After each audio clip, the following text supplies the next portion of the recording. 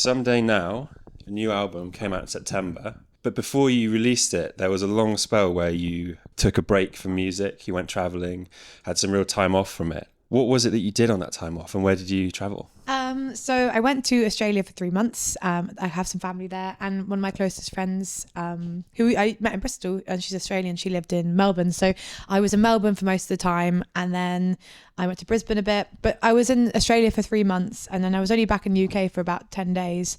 And then I went to America for 5 weeks, and went to Los Angeles and New York. So it was a really good 4 months of just like travel and not being there specifically for music, but getting to do that as well. So actually, no, I take that back because America was doing some shows there. But yeah, it was just really good to get out of the UK and be somewhere new. I did think, looking at the album artwork, that you might have been to the Vatican on your travels, because you look a bit like a Swiss guard in there. Do you know what I mean? Yes, I do know what you mean. Yeah. I mean, I take that. Should I take that as a compliment? I think that's a vibe. Yeah. Yeah. I like my outfit in that. It's just very, very powerful. Yeah. Could you tell me the story behind that? Like, what was the inspiration behind the artwork? I wanted to just I think I wanted to just step out of my kind of normal clothing and have a bit of an alter ego for the album artwork. And then with the backdrop, I just spray painted the backdrop. And I saw there's this artist I found, but I can't remember their name, but they do these kind of psychedelic kind of circular kind of backdrops. So I kind of wanted to take inspiration from that. And then, I found this lady called Kasia Wozniak, who is amazing wet plate photographer, like proper like Victorian-esque cameras. So that, posing for like 6 seconds for that. But you just have to wait really long. Is it one of those where you have the paper over you? Yeah, exactly. So that was really cool.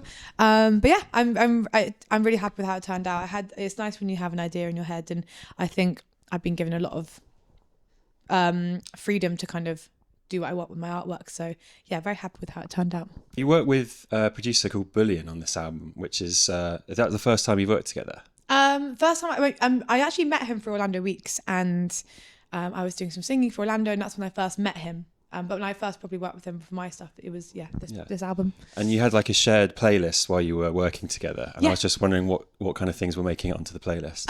This band called Operating Theatre, and some Beck, some Anna Domino, and Arthur Russell. Your Motion Says I listened to that a lot, and gosh, what else?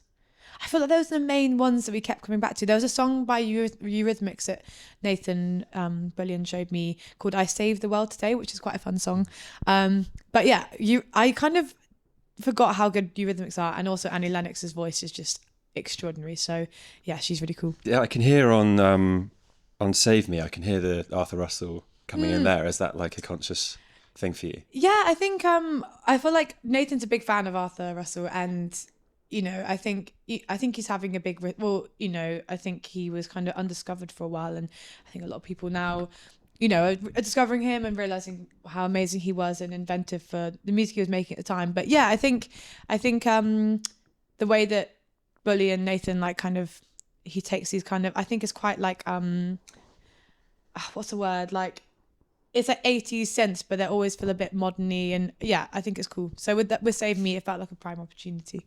Yeah, to try to do that kind of vibe. The video for Maybe has like a kind of old school folky, but it's sort of archery, but it looks kind of like the people doing the archery are Morris dancers or something like that. It's got like a English folky thing to it. And I know you did the Wicker Man EP a while ago. You've always had this interest in sort of English folky things. Yeah. Where does that come from, and what is the appeal to you? What kind of keeps you coming back to it? I think I've always just, I think there's something very magical about it. I think I'm quite a superstitious person. And I think these things have, when it comes to folk music and folk history in the UK and, all over the world, I think it's really important to hold on to these traditions because they are what make you. And the fact that they are still around, it just shows the power of like word of mouth and song that, is keeping our, our ancestors and history alive, which is really important.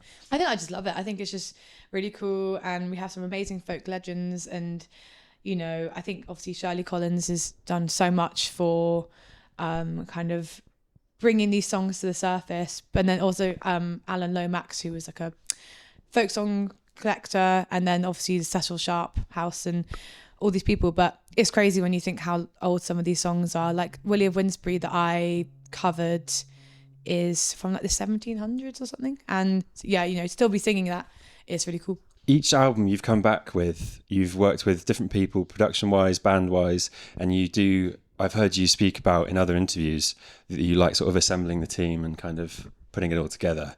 And this one, after that break we spoke about that you came back with like a really clear idea of what you wanted.